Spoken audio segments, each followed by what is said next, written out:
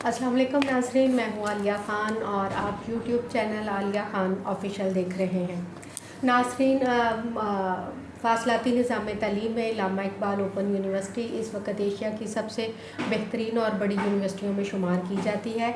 ये किस तरह से बच्चों को तालीम दे रहे हैं और इनका तरीक़ाकार क्या है, और बहुत सारे तलबा को अबहाम है, उनकी काफ़ी ज़्यादा मुश्किलात हैं और उनको काफ़ी ज़्यादा सवालात हैं कि जो ट्यूटर की मालूमात नहीं मिलती, वर्कशॉप्स की मालूमात नहीं मिलती, या दाखिले में आगे क्या नया तरीक़ाकार अपनाया जा रहा है। और सबसे बड़ी बात यह है कि HEC की एक नई पॉलिसी आई है 2020, उसके मुताबिक इल्लामा इक़बाल ओपन यूनिवर्सिटी तलबा के लिए क्या लाहे अमल इख्तियार करने जा रही है। मेरे साथी सहाफ़ी भी मौजूद हैं, इनका ताल्लुक़ रोज़नामा मशरिक़ से है और आज हम एहसन शकूर साहब से जो है पैनल इंटरव्यू करेंगे और उनसे बहुत ज़्यादा सवालात पूछेंगे और तलबा के जो अबहाम हैं उनको दूर करने की कोशिश करेंगे। अस्सलाम वालेकुम सर। जी वालेकुम अस्सलाम। वालेकुम सर। सबसे पहले तो अपनी इब्तदाई ज़िंदगी के बारे में बताएं कि आप कहाँ से बिलोंग करते हैं, एजुकेशन आपकी कितनी है, इस तरफ कैसे है? जी ऐसे है कि जी मैं बाय बर्थ लाहौर से हूँ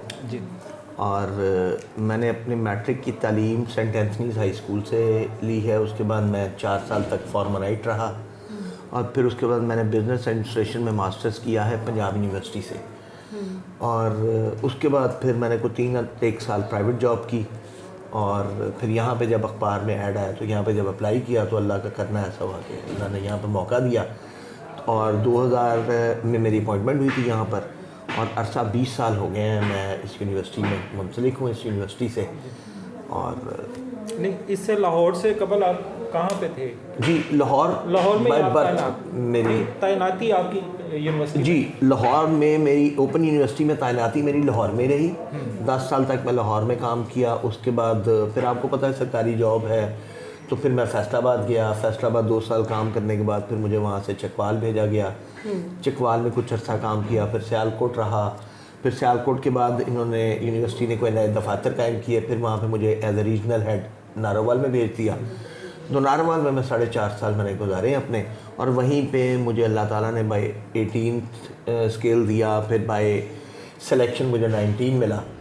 और चूँकि नारोवाल एक छोटा रीजन था फिर मैं 1 साल के लिए इस्लामाबाद रहा। वहाँ पे मैंने बतौर second in command to country head, जो हमारे रीजनल सर्विसेज के हेड हैं डायरेक्टर रीजनल सर्विसेज, उनके साथ मैंने as additional director regional services के तौर पर काम किया 1 साल के अरसे के लिए। फिर उसके बाद लाहौर में मुझे तैनात किया गया बतौर रीजनल डायरेक्टर। तो मई 2019 से मैं यहाँ पे लाहौर में हूँ। यानी जिसको कहते हैं ना दुनिया गोल है, तो मैं सर्विस स्टार्ट की लाहौर से अभी घूम के अब फिर दोबारा लाहौर में। ठीक। अच्छा सर, ये भी सुनने में आया है कि ये जो RD हैं वो सिफारिश पे उनको तैनात किया जाता है, बड़ी सिफारिशें करवाई जाती हैं, क्या ऐसा है? नहीं जी नहीं, ऐसा कुछ भी नहीं है।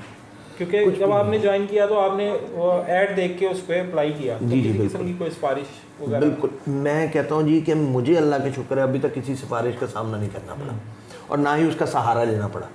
यानी मैंने सिर्फ ओपन ऐड पे अप्लाई किया और उस वक्त गालबन टेस्ट नहीं हुआ करते थे जॉब के, डायरेक्ट इंटरव्यू था। सिलेक्शन बोर्ड इनका अपना है ओपन यूनिवर्सिटी का, चूँकि ऑटोनमस बॉडी है, तो यहाँ पे मुझे बतौर असिस्टेंट डायरेक्टर सिलेक्ट किया गया।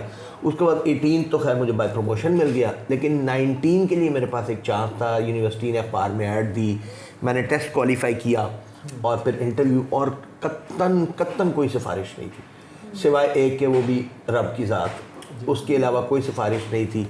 और मैंने अल्लाह ताला ने मुझे 19 दिया और फिर मैं अच्छा सर, जिस तरह से अभी मैंने अपने इंट्रो में भी बताया कि इल्लामा इक़बाल ओपन यूनिवर्सिटी जो है इस वक्त एशिया की बड़ी यूनिवर्सिटियों में शुमार होती है और फ़ासलाती निज़ाम तालीम के ज़रिए ये काम कर रही है, तो आप थोड़ा सा हमारे देखने वालों को बताइएगा कि बेसिकली फ़ासलाती निज़ाम तालीम है क्या और इल्लामा इक़बाल ओपन यूनिवर्सिटी इस पर किस तरह से काम करे? देखिए जी, फ़ासलाती निज़ाम तालीम का मतलब है कि वो तालिब इल्म जो अपनी मुआशी मजबूरियों की वजह से, अपनी माशरती मजबूरियों की वजह से और अपनी और मजबूरियों की वजह से अपनी जो रिवायती तालीम है यानी कन्वेंशनल एजुकेशनल सिस्टम के तहत अपनी तालीम जारी नहीं रख सके, तो उनके पास ये मौका है कि इस फासलाती निज़ाम तालीम को अपनाएं और यहाँ पे घर बैठे वो अपनी तालीम को जारी रख सकते हैं और अपनी तालीमी प्यास को, इल्म की प्यास को बुझा सकते हैं।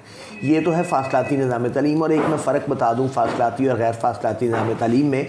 गैर फासलाती निज़ाम तालीम में चूँकि ट्यूटर या उस्ताद और शागिर्द का राब्ता डायरेक्ट होता है, बिल वास्ता होता है, जबकि इसमें राब्ता बिला वास्ता होता है।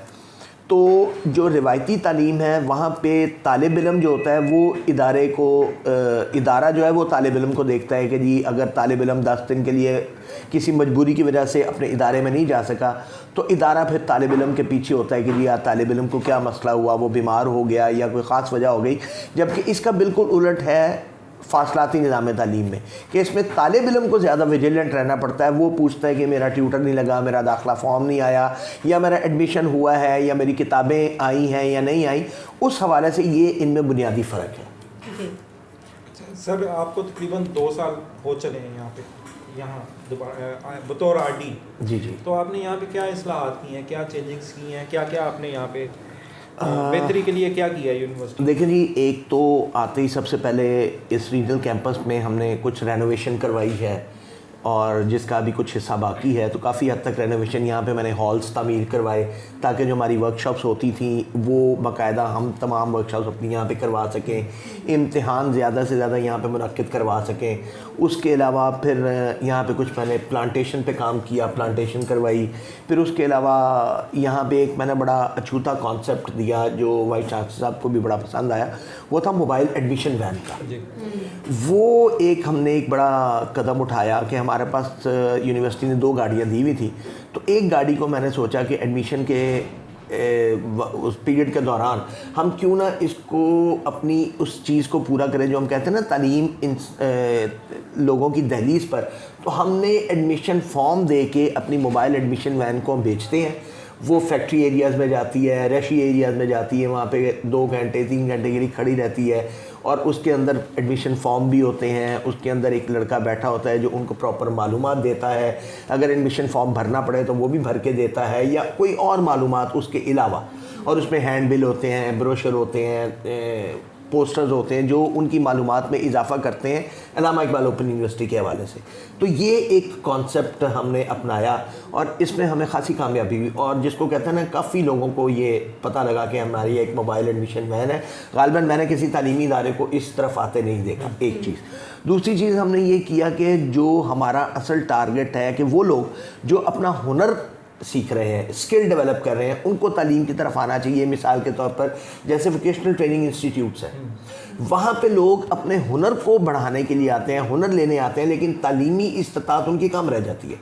तालीम के मैदान में वो पीछे रह जाते हैं। जो आपकी रिवायती तालीम है या जो नॉर्मल तालीम है, हमने उनको टच किया, उनके स्टूडेंट्स को मोटिवेट किया जी कि आप अपना हुनर तो बढ़ाएं, स्किल तो डेवलप करें, लेकिन अपनी एजुकेशनल कैपेसिटी को भी बढ़ाएं। उनको टच किया, फिर हमने लेबर्स को टच किया। फिर हमने एक और स्ट्रैटेजी लगाई कि जुम्मे की नमाज में लोग बहुत ज़्यादा मस्जिद में आते हैं, उनकी हाज़िरी बहुत ज़्यादा होती है। तो मस्जिद के बाहर हमने ओपन यूनिवर्सिटी के ब्रोशर और हैंडबिल डिस्ट्रीब्यूट किए। उससे ओपन यूनिवर्सिटी की जो इन्फॉर्मेशन है लोगों तक ज़्यादा से ज़्यादा पहुंची। बल्कि एक हमने तजर्बा और किया कि अपने एक लड़के को मैंने मार्केट्स में भेजा, जैसे शालमी मार्केट है या आज़म मार्केट है, वहाँ पे वो गया फॉर्म्स लेके, ब्रोशर लेके। वहाँ पे जो सेलमैन थे, लोगों की दुकानों पे जो काम करने वाले हैं, वो बड़े खुश हुए कि जी ये देखें हम सारा दिन काम करते रहे, हमें तालीम का कोई ज़रिया नहीं नज़र आ रहा था। तो उसने वहाँ पे फॉर्म्स फिल करवाए। ये भी बड़ा अच्छा हमारा एक पॉइंट निकला और ये बड़ा अच्छा हमारा स्टेप लगा लोगों को कि इससे हमें खातिर खा फ़ायदा। और ये आहिस्ता आहिस्ता है, लोगों को अंदाज़ा होगा कि अल्लामा इकबाल ओपन यूनिवर्सिटी ये भी स्टेप उठा रही है। सर, जिस तरह से अभी तमाम एजुकेशन डिपार्टमेंट ही सारा कोविड-19 की वजह से डिस्टर्ब हुआ है, तमाम स्कूल्स, एजुकेशन इदारे सारे इस तरह से हुए हैं। ऑनलाइन क्लासेस में आपने किस हद तक इस्लाहात की हैं? क्योंकि पहले भी ये इसी तरह का था, लेकिन जिस तरह से आपकी वर्कशॉप्स होती हैं, कुछ आपकी जो है ना कोर्सेज़ ऐसे हैं उनके लिए वर्कशॉप्स अटेंड करना ज़रूरी है। उसके लिए आप लोगों ने क्या रिलैक्सेशन दी है कि ऑनलाइन निज़ाम तालीम की तरफ आप किस तरह से जाते हैं? देखिए जी, हम तो पहले ही फासलाती निज़ाम तालीम दे रहे हैं। कोविड ने और क्या दिए जी, आप फासला रखें। हम तो फासला पहले ही कायम किए हुए थे। हम तो पहले करते ये थे कि हम जिसको कहते हैं ना, हम एक स्टेप पहले ही ऊपर थे लोगों से, हमें सिर्फ मज़ीद एक स्टेप और लेना पड़ा, जिसमें हमने जो रेगुलर कंपोनेंट था या फेस टू फेस कंपोनेंट था उसको हम ऑनलाइन ले गए। जैसे पोस्ट ग्रेजुएट और बीएड की वर्कशॉप्स हैं, वो सारी की सारी ऑनलाइन है। उसमें तालिब इल्मों से ये गुजारिश है कि यूनिवर्सिटी उनको यूज़र नेम और पासवर्ड देती है अपने लॉगिन का, वो उनको एसएमएस के ज़रिए आता है। वो ना आए तो अपने इलाकाई दफ्तर में रब्ता करें। हमें यूनिवर्सिटी ने ये इख्तियार दे दिया कि हम उनका user name, login user name और पासवर्ड दे सकते हैं, उसको रीसेट कर सकते हैं, या उनको हम यहाँ पे जो तालिब इल्म विज़िट करते हैं, हमारा एक एलएमएस फोकल पर्सन है, वो उनको बाकायदा चला के दिखाता है। और फिर हम ये भी सहूलत तालिब इल्मों को दे रहे हैं कि अगर उनके घर में कोई इंटरनेट की सहूलत नहीं है या स्पीड कम है, तो हमारे यहाँ पे कंप्यूटर लैब अवेलेबल है। हम यहाँ पे उनको ये सहूलत देते हैं, वो यहाँ पे बैठ के अपनी वर्कशॉप्स अटेंड कर लें या असाइनमेंट्स अपलोड कर लें। जबकि असाइनमेंट्स भी हमारी लर्निंग मैनेजमेंट सिस्टम, जिसको हम एलएमएस सिस्टम कहते हैं, उसके ज़रिए स्टूडेंट्स अपनी असाइनमेंट्स को अपलोड कर सकते हैं। तमाम बीएड, पोस्ट ग्रेजुएट और एसोसिएट डिग्री प्रोग्राम की, बीएस प्रोग्राम की, ये तमाम असाइनमेंट्स ऑनलाइन अपलोड होती हैं। अब इससे स्टूडेंट को ये फ़िक्र नहीं होती कि जी मेरी असाइनमेंट्स मेरे ट्यूटर तक पता नहीं बजरिया डाक पहुँचती हैं या नहीं पहुँचती। वो असाइनमेंट्स अपलोड होती हैं, उसकी मार्किंग होती है और ऑन दी स्पॉट उनके नंबर लगते हैं। अगर ट्यूटर ने लगाए हैं तो साथ ही उसको नंबरों का अपने पोर्टल में पता लग जाता है कि जी मेरे नंबर ट्यूटर ने इतने लगाए हैं। या अगर कोई असाइनमेंट गलत है तो ट्यूटर उसी एलएमएस पोर्टल के ज़रिए उनको इतला करता है जी आपकी असाइनमेंट गलत है या गलत जगह अपलोड हुई है या अभी तक अपलोड नहीं हुई, तो वो मैसेज स्टूडेंट्स तक भी पहुँच जाता है और उसको स्टूडेंट्स अपने एलएमएस पोर्टल में बड़ी आसानी से देख सकते हैं। अच्छा सर, ये एलएमएस तो अच्छी बात हो गया, लेकिन इसमें ये प्रॉब्लम आ रही है कि बहुत स्लो हो गया सिस्टम। इसकी क्या वजह है? ये सिस्टम बड़ा स्लो है, लोग स्टूडेंट्स ना बड़े परेशान हैं। मैंने खुद भी कई स्टूडेंट से बात हुई मेरी, और सोशल मीडिया पे भी देखता हूँ कि लोग पूछते हैं जी कि ये लॉगिन क्यों नहीं हो रहा, क्या वजह हो गई। बार बार वो असाइनमेंट, अब ख़ास तौर पे अब आके मेरा ख्याल है 2 दिन हुए हैं कोई असाइनमेंट जो है ना वो शुरू हुई है अपलोड होने के लिए खुला है। ये क्या वजह है? पहले तो बड़ा ठीक था ये शुरू में। नहीं जी, देखिए जी, एक ये कंप्यूटराइज सिस्टम है, उसमें जब कहते हैं कि विंडो करप्ट हो गई, अब विंडो जो है वो कितना बड़ी एप्लीकेशन है जी, अब उसका करप्ट होना, अगर हम कहेंगे जी विंडो करप्ट हो गई तो वो सही नहीं है, ऐसा कुछ नहीं है। ऑनलाइन सिस्टम में प्रॉब्लम्स डेफिनेटली आती है। जब लोड ज़्यादा होता है तो उसकी स्पीड पे भी फ़र्क पड़ता है। इवन कि हमारे इंटरनेट पे भी बड़ा फ़र्क पड़ता है। जब उस पर लोड पड़ता है तो उसकी स्पीड कम होती है। और कई दफ़ा तालिब इल्म अपने यूज़र नेम पासवर्ड को सही तरह लॉगिन नहीं कर रहे होते, उनके अपने इंटरनेट स्पीड में मसला होता है, वो मोबाइल से लॉगिन कर रहे होते हैं। और होता ये है कि घर के अंदर अगर इंटरनेट स्पीड स्लो हो तो घर के अंदर तमाम अफराद अपने मोबाइल पे डाटा यूज़ कर रहे होते हैं, उसको इंटरनेट को एक जगह लैपटॉप लगा होता है तो वो स्पीड शेयर हो जाती है, जिससे वो स्लो होता है। हमारे पास भी कई दफ़ा ये प्रॉब्लम आती है, तो वो इंटरनेट पीछे से स्लो हो या और भी कई टेक्निकल रीजंस हो सकती हैं, तो तालिब इल्म हमारे सब्र भी कम करते हैं ज़रा, वो फ़ौरन परेशान हो जाते हैं। उनको थोड़ा सा सब्र करना चाहिए तो कोशिश करते रहना चाहिए, ऐसा नहीं होता। तो प्रॉब्लम आती रहती है सिस्टम में और साथ साथ रिजॉल्व भी होती रहती है। वो तो आप जैसे आपने खुद ही फरमाया कि 2 दिन पहले असाइनमेंट अपलोड नहीं हो रही थी, अब अपलोड हो रही है। ये हमने उन तक इतला पहुंचाई थी और उन्होंने सिस्टम को जिसको कहते हैं ना रिफ्रेश किया है, तो वो डेफिनेटली वो सिस्टम ठीक हो जाता है। वैसा देखिए पहले हमारे पास बहुत रश था क्योंकि सिस्टम नहीं आता, लोगों को अंदाज़ा नहीं था कि वर्कशॉप कैसे ऑनलाइन लेनी है। अब सिर्फ इस वक्त जो हमारे पास रश है वो सिर्फ दाखिलों का है, क्योंकि जैसे मैंने हमारी कौम की ये आदत है कि हर काम उन्होंने आखिरी डेट पे करना है, तो चूँकि आखिरी दिन एडमिशन्स के चल रहे हैं तो रश एडमिशन के ऊपर है। वर्कशॉप्स के ऊपर वर्कशॉप्स चल रही हैं, आप शायद देखेंगे अगर लाइन 10 बंदों की तो उसमें शायद 1 बंदा कोई वर्कशॉप के लिए आया होगा, बाकी सब एडमिशन के लिए आया। अच्छा सर, जिस तरह से अभी मैंने बताया अभी कि एचईसी की नई पॉलिसी आई है और उसके मुताबिक जो है कि एमफिल ख़त्म कर दिया गया है, तो इसके साथ साथ इलामा इकबाल ओपन यूनिवर्सिटी का अब क्या लाहे अमल है? क्या जिन्होंने एमएससी किया हुआ है वो आगे पीएचडी के लिए अप्लाई कर सकते हैं या आप लोगों ने कोई और स्ट्रेटजी अपनानी है? लेकिन जी अभी तक तो मेरी नज़र से सुना मैंने भी है, लेकिन नोटिफिकेशन नहीं गुजरा, तब तक हम उस पर कोई कमेंट नहीं कर सकते जब तक कोई डॉक्यूमेंट सामने ना आ जाए जी। अब जैसे कि पहले एमए और बीए कहा था जी ख़त्म हो गया, लेकिन अब हमें सुना है कि शायद यकम से हमारे भी दाखिले एमए के और बीए के खुल रहे हैं। एचईसी ने इजाज़त दी है। इसका मतलब है कि हम जब तक कोई चीज़ सामने ना आ जाए हम उस पर कमेंट करने का फ़ायदा कोई नहीं है जब तक डॉक्यूमेंट्री प्रूफ ना हो। लिहाजा अभी सब चीज़ हवा में है कि जी एमफिल ख़त्म हो गया, पीएचडी डायरेक्ट दाखिला, इसीलिए इस पर कमेंट करना भी फजूल है। हम जब तक डॉक्यूमेंट सामने आएंगे हमें कमेंट करना भी नहीं चाहिए। अच्छा सर, मैंने भी यहाँ से तालीम हासिल की है ओपन यूनिवर्सिटी से। लेकिन अब आके पिछले 1-2 साल से ना सिस्टम इतना गड़बड़ हो गया या स्लो हो गया कि जिसने अक्टूबर नवंबर में एडमिशन भेजा अभी तक उनको किताबें नहीं मिली। उसकी क्या वजह है, बुक्स क्यों नहीं मिल रही लोगों को? देखिए जी, पहली बात, हमारे पास 2 मसाइल होते थे जी। पहला मसला ये होता था कि स्टूडेंट्स की शिकायत होती थी असाइनमेंट्स मैंने ट्यूटर को भेजी मिली नहीं। जी जी, हाँ जी बिल्कुल, वो ठीक हो आपने गया ना कर जी, दिया। वो मसला हो गया LMS के जरिए जी जी। अब तो उसका ये शिकायत भी ख़त्म हो गई। फिर स्टूडेंट को ये प्रॉब्लम होती थी, हम जी वर्कशॉप में गए हैं, वर्कशॉप अटेंड नहीं हो रही, ये हो रहा है वो हो रहा है, वो भी प्रॉब्लम ख़त्म हो गई जी। बारिश हो गई, अब हम वर्कशॉप में कैसे जाएं? अब वो LMS के ज़रिए वो अपनी वर्कशॉप अटेंड करें, चाहे बारिश हो रही है, तूफ़ान आए, सिर्फ इंटरनेट का मसला, इंटरनेट तो हर घर में मौजूद है। जी। अब रह गया किताबों का मसला। यकीनन किताबों का मसला देखें जी, हम डिपेंड कर रहे हैं थर्ड एजेंसी पे, यानी पोस्ट ऑफिस पे।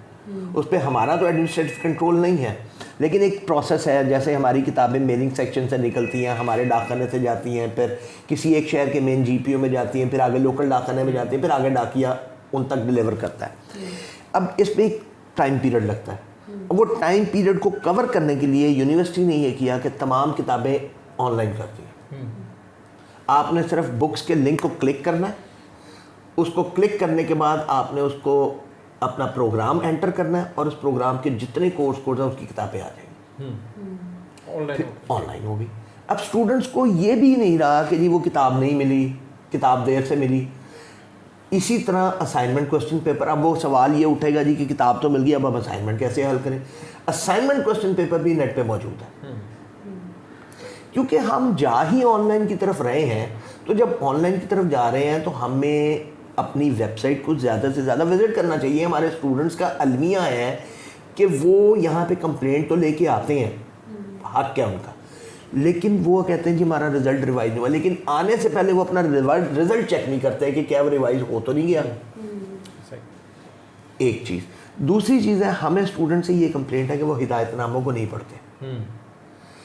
फासलाती और गैर फासलाती निज़ाम तालीम में एक फ़र्क ये भी है कि गैर फासलाती निज़ाम तालीम में तालिब इल्मों के लिए नोटिस बोर्ड्स होते हैं, असातिज़ा डायरेक्ट इन कॉन्टेक्ट होते हैं, जबकि फासलाती निज़ाम तालीम में हिदायतनामे होते हैं। वो हिदायतनामे तालिब इल्म पढ़ते ही नहीं हैं। एक रात पेपर से एक रात पहले किताबें खुलेंगी, जब एक रात पहले किताबें खुलेंगी तो फिर वो देखेंगे ओहो हमने तो इस्लामियत में दाखिला लिया था, किताब तो मुतालिया पाकिस्तान की आ गई।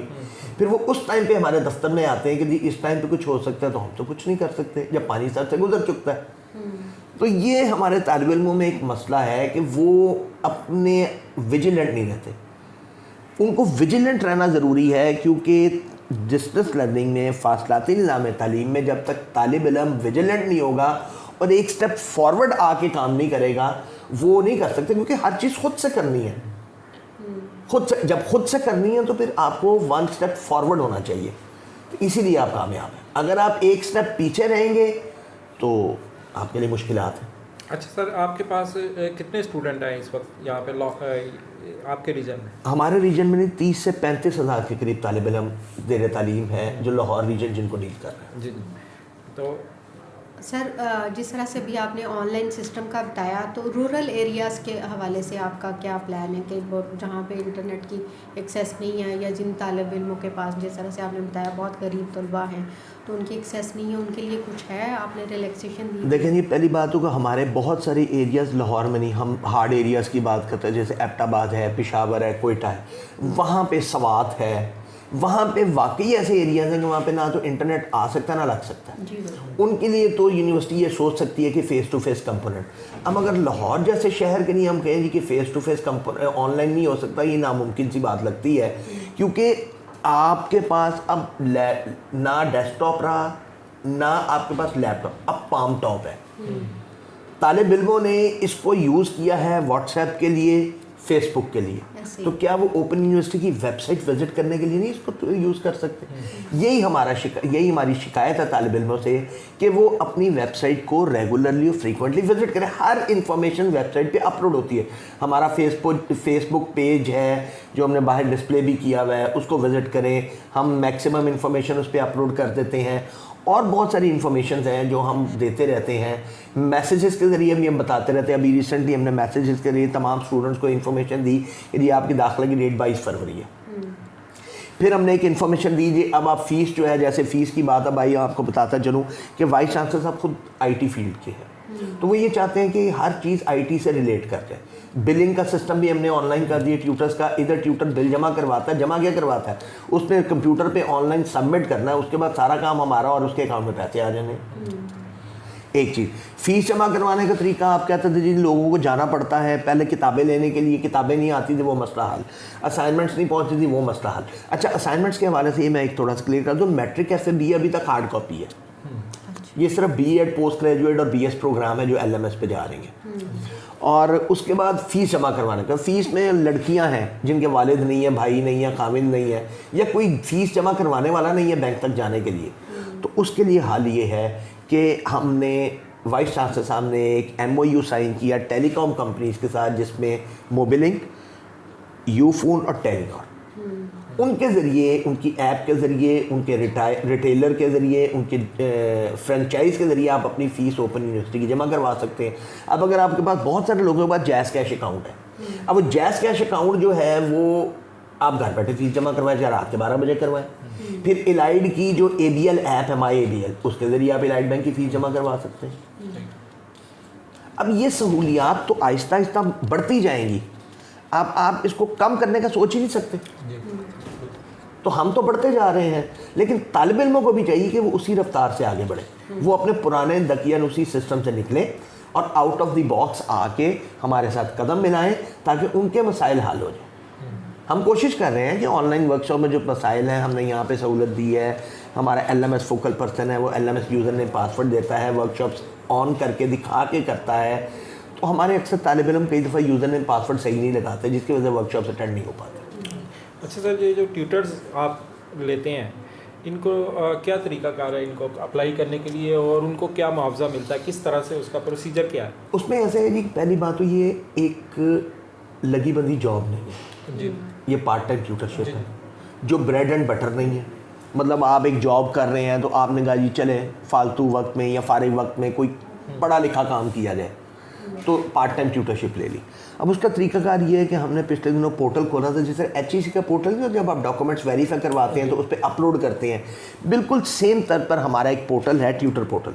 उसके ऊपर ट्यूटर्स अपने डॉक्यूमेंट अपलोड करते हैं, हमारा सिस्टम है, उनकी एक्सपीरियंस, उनकी क्वालिफ़िकेशन, उनका जो उनकी और सारी चीज़ें मिला के वो एक मेरिट बनता है, एक मेरिट लिस्ट बनती है, उसके मुताबिक उनकी ट्यूटरशिप फाइनल होती है। और CNIC के ऊपर उनकी हर चीज़ होती है, जिस तरह गवर्नमेंट भी कर रही है CNIC पे हर चीज़ होनी चाहिए, तो हम भी CNIC को उसका बेस पॉइंट लेते हैं, उसके मुताबिक उसकी ट्यूटरशिप होती है, और फिर वो हम उसको कंप्यूटर सिस्टम के थ्रू वो कोर्सेज एलोकेट होते हैं और हम ट्यूटर को सर आप कितना मुआवजा मिलता है यहाँ से, और एग्जामिनर को और सुपरिटेंडेंट को क्या पे करती है यूनिवर्सिटी? लेकिन और कितने अरसे में पे करती है? क्योंकि अगर उसने खिज़ा में किया तो बाहर में जाके मिलता है, कुछ इस तरह का? नहीं जी नहीं, वो पुराने दौर ख़त्म हो गया जी, वो पुराने दौर ख़त्म। पहले ऐसा होता था, लेकिन उसमें भी थोड़ा सा अगर हम रीजन फाल हो जाए ना, दफ्तर फाल हो जाए, तो उसमें भी कोई देर नहीं होती। देखें 2 से 3 माह लगते हैं 2 से 3 नॉर्मल, कि आपने यहाँ पे बिल तैयार किया तो आपने भिजवा दिया, तो वहाँ पे भी चूँकि पूरे पाकिस्तान से बिल आए तो उस पर टाइम लगता था। अब तो ऐसे है कि अब तो हमने ट्यूटर से बिल भी मांगने बंद कर दी। मसलन खजाना 2019 में चूँकि सिस्टम पहली दफ़ा था, कंप्यूटराइज था, उनकी पेमेंट्स अभी रिलीज़ हुई हैं, हो चुकी हैं सारी तमाम पाकिस्तान की। उसमें हमने कहा जी कि हमारे पैनल बैंकों में अकाउंट होना चाहिए, HPL, MCB, इलाइड बैंक और नेशनल बैंक, ये 4 बैंक हैं। HPL, MCB, इलाइड और नेशनल बैंक, इन 4 बैंकों में अकाउंट होगा तो ट्यूटर को पेमेंट होगी, वरना पेमेंट नहीं होगी। पहले चेक्स की जरूरत होती थी, अब वो चेक्स बंद हो गए। आप इन पैनल बैंकों में अकाउंट खुलवाएं, ट्यूटर से ये रिक्वेस्ट है, और अपनी पेंडिंग पेमेंट जिनकी रह गई हैं वो अपनी पेमेंट क्लियर करवाएं। जिनकी आ गई हैं वो आ गई हैं जी, और उसमें मैं भी शामिल हूँ। मेरी इलाइड बैंक में थी, मैं ट्यूटर था, तो मेरी पेमेंट आ चुकी है, और पेमेंट आए हुए इस बात को 3 माह हो गए। वो ऑटम 19 स्प्रिंग 20 में हमने बिल ही नहीं मांगे, ट्यूटर से हमने बिल मांगे ही नहीं है, क्योंकि ख़त्म हो गया। अब ट्यूटर का डाटा सारा सिस्टम ने उठाना है कि उसने कितनी असाइनमेंट्स ली हैं, कितने ट्यूटोरियल लिए हैं, सब कुछ उसने वहाँ से उठाना है। हमने क्लिक करके उसका बिल बनाना और इस्लामाबाद भेज देना, ना कोई हार्ड कॉपी जमा करानी है, ना उसने साइन करने हैं, वहाँ पे इस्लामाबाद जाएगा, वहाँ से पेमेंट होगी और बिल चला जाएगा उसके अकाउंट में। अच्छा सर, एक थोड़ी सी तलख बात है जी जी, कि बहुत सारे लोगों को ना, बल्कि मेरे समेत आपके स्टाफ से शिकायत रही है कि वो गाइड ठीक नहीं करते। वो इस तरह ट्रीट करते हैं जैसे कोई ऐसे ही कोई मजदूर सा नहीं आ गया या कोई बड़ा गिरा पड़ा सा बंदा आ गया, इस बात उनके की मैं भी गवाह हूँ। उनके साथ वो ऐसा ट्रीट करते हैं। अच्छा, उसके बाद जब मैंने जो तजर्बा किया, मैं आपके ARD साहब के पास गया, आप बैठे थे, उनके साथ मैंने बात की, वो बड़े अच्छे से पेश आए, उन्होंने आराम से बगैर किसी रेफरेंस के, मैंने सिर्फ उनको सलाम किया, मैंने कहा जी ये प्रॉब्लम है, ये मुझे समझ नहीं आ रहा, उन्होंने वो बताया, मुझे गाइड किया अच्छी तरह। तो ये स्टाफ को सर आप क्यों नहीं इस तरह कहते कि आपकी तरह हम्बल रह के, जैसे मैंने आपको देखा है अभी एक आपके पास एक स्टूडेंट आया हुआ था, आपने अपने मोबाइल से उसका मसला हल करने के लिए कॉल की, तो आपकी तरह क्यों नहीं अपने स्टाफ को आप ट्रेनिंग नहीं देते इस पर? नहीं जी, ट्रेनिंग होती है जी। अब मैं इसमें कहता हूँ जी कि दोनों तरफ से प्रॉब्लम है जी। मिसाल के तौर पर मैं ये नहीं कहता कि तालिब इल्म उसका हक़ है यहाँ पे आना, हम उसका मसला सॉल्व करने के लिए बैठे हैं। और आपने जैसे अभी कहा कि मैंने खुद, मेरी कोशिश ये होती है कि मैं उसका मसला खुद हल करूँ, इसीलिए शायद आपने देखा कि मैं उनका खासी मसरूफियत रहती है। स्टाफ को भी ये कहते हैं, मैं स्टाफ को खुद बुला लेता हूँ। अच्छा, होता क्या है, अब मैं आपको आज की एग्ज़ाम्पल देता हूँ कि हमारे स्टूडेंट्स का भी ये होता है कि वो स्टाफ की बात पे कुछ यकीन भी नहीं करते हैं, कि उनकी बात भी यकीन नहीं करते, वो हर बंदे के पास जाते हैं। इसकी ये मैं एग्जाम्पल देता हूँ, मेरे पास एक तालिब इल्म आए BA के, कहते हैं सर मेरी असाइनमेंट के नंबर नहीं लगे, तो मैं क्या करूँ? मैंने कहा जी आप एक एप्लीकेशन दें, साथ रजिस्ट्री की कॉपी दें, साथ डिलीवरी रिपोर्ट दें, हम उसका केस बनाएंगे। मैंने कहा आप स्टाफ के पास हाँ सर गया था, उन्होंने रिस्पॉन्स नहीं किया। मैंने कहा उन्होंने क्या कहा? उन्होंने कहा जी कि आप एप्लीकेशन दें, साथ रजिस्ट्री की रसीद देंगे। मैंने कहा यही चीज़ मैंने कही। अब आप मुझे बताएं मेरी ज़बान में और उनकी ज़बान में कोई फ़र्क है? सर फ़र्क ये है कि इसमें मिजाज का लहजे का फ़र्क आ जाता है। नहीं, वो लहजे जी यार चलो ऐसे कर लो, चलो बस ठीक है। आप कहेंगे यार ऐसे कर लो, उनको तरीका सर बात करने का अंदाज होता है। नहीं, वो असल में पता क्या होता है, एक ही बात को दो शख्स मुख्तलिफ मिजाज के साथ, आपकी बात बिल्कुल दुरुस्त है, इनको हम्बल होना चाहिए, बिल्कुल दुरुस्त है। नहीं, ये बात बिल्कुल दुरुस्त है आपकी, क्योंकि उनको गाइड करने के लिए बैठे ना, अगर वो ये रिस्पॉन्ड करेंगे तो वो नहीं वो बिल्कुल दुरुस्त है। लेकिन नहीं मैं आपकी बिल्कुल दफ्तर थोड़ी है ना हाँ, मैं इसको LDA के दफ्तर से कंपेयर ना करें। नहीं सर, वो वही कह रहा ना कि लेकिन मैं आपको गुजारिश करता हूँ, पढ़े लिखे लोग हैं ना, हाँ उनके साथ वैसे ही मैं आपको गुजारिश करता हूँ इसके हवाले से, ये बात आपकी दुरुस्त है। मैं स्टाफ को बुला के कहता भी रहता हूँ, लेकिन अक्सर वो स्टूडेंट्स को भी ले आते हैं कि जी ये देखें अब होता ये है कि चूँकि मैं ही कहता हूँ कि जी उनके पास रश से आता हो, तो मैं ये भी नहीं कहता कि उनको नहीं करना चाहिए, वो शायद इरिटेट भी हो जाते हैं। लेकिन बहरहाल वो हमारी यही कोशिश होती है, ऐसे ही है सारा दिन लोग मैं एग्जैक्टली मैं यही कोशिश करता हूँ कि मैंने उनको ये हिदायत दी है, मैंने कहा जी तालिब इल्म को आपने एक से दूसरा चक्कर नहीं लगवाना। क्यों? क्योंकि आप उसको पहली दफ़ा ही बताएं कि उसने दरख्वास्त नहीं है, उसके साथ क्या क्या लगाना है। ये ना हो कि पहली दफ़ा वो एक डॉक्यूमेंट लेके फिर कहेंगे नहीं अब ये इसके साथ लगाएं, अब ये। मैंने कहा नहीं, और मेरी आदत है कि मैंने तालिब इल्म को साहिल को अंधेरे में नहीं रखना, क्लियर कट बात बतानी है। और मैंने कहना जी कि अगर तो आप मसले का हल चाहते हैं तो ये होगा, अगर आप मसले को लटकाना चाहते हैं तो फिर इस तरह भी चला जा सकता है, लेकिन हमें जाना चाहिए मसाइल के हल की तरफ। तो मैं तो यही करता हूँ, और मेरी स्टाफ को भी। वैसे मैंने अक्सर औकात ना अकेले लड़के को मैं बुला के ना उसको ज़रा डांटता रहता हूँ कि अगर कोई मुझे कंप्लेंट आई तो मैं ऐसे, लेकिन फिर भी मैं 100% का दावा तो कभी भी नहीं कर सकता। तो कहीं ना कहीं कोई कंप्लेंट अगर कोई तालिब इल्म आता है तो शायद मैं भी कभी कभी रैश हो जाता हूँ, शायद मैं कहता हूँ, लेकिन इंसान हूँ। बहरहाल मेरी ये कोशिश होगी जी कि मतलब ये जो आप कहते हैं आपका ज़ाती एक्सपीरियंस है, वो ज़ाती एक्सपीरियंस जो बुरा है ना वो अच्छे में बदल जाए, मेरी हमेशा यही कोशिश रहेगी। अच्छा सर, इलामा इकबाल ओपन यूनिवर्सिटी पहली दफ़ा जेंडर कास्ट के लिए भी निज़ाम तालीम लेके आ रही है, थोड़ा सा उस हवाले से मालूम? सही है, ट्रांसजेंडर के लिए हमारी एजुकेशन फ्री है, फाटा बलूचिस्तान के लिए मैट्रिक तक एजुकेशन फ्री है, बल्कि इस दफ़ा वाइस चांसलर साहब ने बड़ी मेहरबानी की, गिलगित बल्तिस्तान को भी उन्होंने मैट्रिक के फ्री एजुकेशन अनाउंस की है। तो इंशाल्लाह हम कोशिश कर रहे हैं, जेल इनमेट्स, हाँ जी, जेल के अंदर उनके लिए हमारी एजुकेशन फ्री है। तो इस तरह के इक़दाम करने से हमारे माशरे में बड़ी तब्दीली आएगी। ट्रांसजेंडर्स हैं वो एक निगलेक्टेड तबका है, जेल इनमेट्स है, लोग उनको बड़ा धुतकारते हैं, उनको माशरे में उनकी ज़हनी रोचू की बैकी होती है, उनको राय रात पर लाने के लिए। फिर उसके बाद मैट्रिक फाटा बलूचिस्तान, इसी तरह गिलगित बल्तिस्तान के बड़े बैकवर्ड एरियाज़ हैं, तो उनको कम अज़ कम बुनियादी तालीम, उनकी बुनियाद तो डाली जाए। मैं कहता हूँ बुनियाद होगी तो मकान तामीर होगा, बुनियाद नहीं होगी तो मकान कैसे तामीर होगा। अच्छा सर, अब आखिर की तरफ चलते हैं कि आप बताएंगे आप आगे आप क्या करने जा रहे हैं, क्या मज़ीद आप बेहतरी करने चाह रहे हैं? देखिए जी, स्टूडेंट्स मैं के सहूलियात क्या देने लगे हैं आप जी, यूनिवर्सिटी की तरफ से? एक तो हमारा ये प्रोग्राम है कि मैं कोशिश कर रहा हूँ कि मैं अभी अनाउंस करूँगा तो लोग जाएंगे, मैं कोशिश कर रहा हूँ कि मैं वन विंडो ऑपरेशन की तरफ जाऊँ। जी, हाँ, ये बहुत ठीक है। अच्छा हो। वन विंडो ऑपरेशन की तरफ जो तालिब इल्म को अंदर ना जाना पड़े। अंदर जाना ही खराबी पैदा करता है, जी जी बिल्कुल। क्योंकि मैं आपको जैसे अर्ज़ की कि जी तालिब इल्म किसी एक की बात पे यकीन कम ही करता है। वो पहले उसके पास जाएगा, फिर बी के पास जाएगा, फिर सी के पास जाएगा, फिर अल्टीमेटली मेरे पास आ जाएगा। बात एक ही होती है, अंदाज मुख्तलिफ होता है। एक तो मैं ये कोशिश कर रहा हूँ, इस पर सोच रहा हूँ कि इसको कैसे इम्प्लीमेंट किया जाए। एक और मोबाइल एडमिशन वैन में मैं थोड़ी सी बेहतरी लाना चाह रहा हूँ कि इसको और बेहतर किया जाए, इसमें कंप्यूटर और प्रिंटर ऐड किया जाए ताकि ऑन दी स्पॉट उनको दाखिले जो ऑनलाइन वो भी उस पर किए जाएँ। एक तो ये बेहतरी है। फिर इसी तरह प्लांटेशन के ऊपर मज़ीद ज़ोर है, तो मुख्तलिफ़ जगहों पे जहाँ पे मैं देखता हूँ कि जगह है वहाँ पे मैं क्यारी बनवा दूँ ताकि जितना ज़्यादा पौधे होंगे ज़रा एहसास भी खुशगवार होगा। फिर कैंपस की पुरानी चीज़ों को इस्तेमाल करना, ये जो मैंने एक दो क्यारियाँ बनवाई हैं, ये कैंपस के अंदर पुरानी ईंटें पड़ी हुई थी जिनको मैंने यूटिलाइज़ किया है। रेत पड़ी हुई थी, जो रेनोवेशन हुई इसमें रेत बची थी, मैंने उसको यूज़ किया, बजरी को यूज़ किया। कोशिश कर रहे हैं कि कम से कम। और फिर मैं आपकी इतला के लिए कर दूँ कि ये जो क्यारी के अंदर मिट्टी डाली है, हमने नहर से भालू उठवाई थी। ये भी तो उठानी थी ना गवर्नमेंट ने, और सरकारी इदारा है, तो हमने वहाँ से भालू उठा के हमने कहा जी पौधे ज़्यादा बेहतर नशोनुमा पाएंगे, तो मैंने अपनी गाड़ी भेजी, मैंने कहा वहाँ से भालू उठाओ, मिट्टी मिक्स करो और इसको यहाँ पे यूज़ करो। तो वो उसका हमें देखे ना, विदाउट स्पेंडिंग एनी मनी हम उसको बेहतर से बेहतर बनाने की कोशिश कर रहे हैं। इसी तरह मेरा इरादा कैंटीन का है, कैंटीन की स्पेस हमारे पास अवेलेबल है, वो इंशाल्लाह वो भी एक प्लान में शामिल है।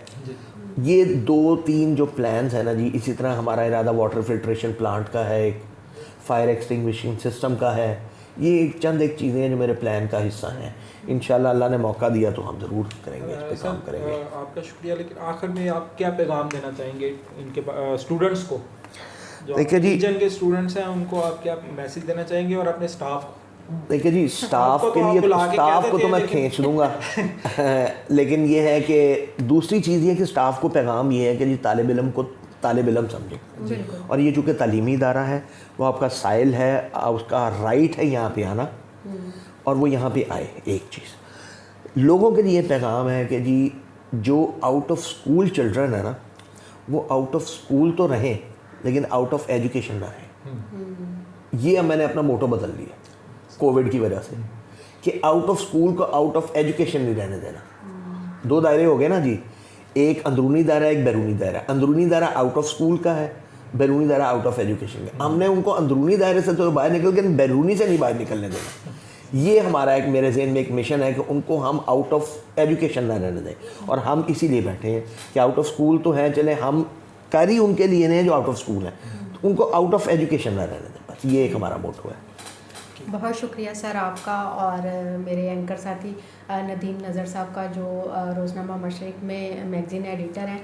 जी नाज़रीन, आपने essential course regional director Allama Iqbal open university साहब की गुफ्तगू सुनी। मुझे उम्मीद है आपको बहुत ज़्यादा मुफीद मालूमात मिली होंगी, और ख़ास तौर पर जो इल्लामा इकबाल ओपन यूनिवर्सिटी के स्टूडेंट्स हैं, उनके जो अबहाम हैं, उनके जो सवालात हैं, हमने काफ़ी हद तक पूछने की कोशिश की। लेकिन इसके बावजूद भी अगर आपने कुछ पूछना हो, आपके कोई सवालात हों, तो आप कमेंट बॉक्स में रब्ता कर सकते हैं। अगर आपको मेरी वीडियो पसंद आई हो तो आलिया खान ऑफिशियल को सब्सक्राइब कीजिएगा, आगे शेयर कीजिएगा, और इसके साथ ही इजाज़त दीजिए। अल्लाह।